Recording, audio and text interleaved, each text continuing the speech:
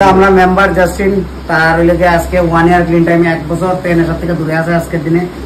হইলে আমরা মেম্বার আকাশ।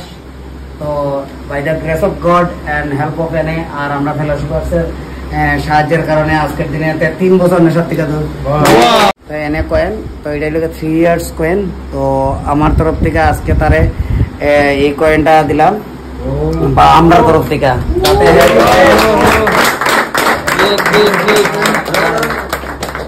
কয়েনটা আমরা শেষ হয়ে গেছে। কয়েকদিনের ভিতরে 1 ইয়ার কয়েন আইলে পর দিকে তারটাও দিয়ে দিব।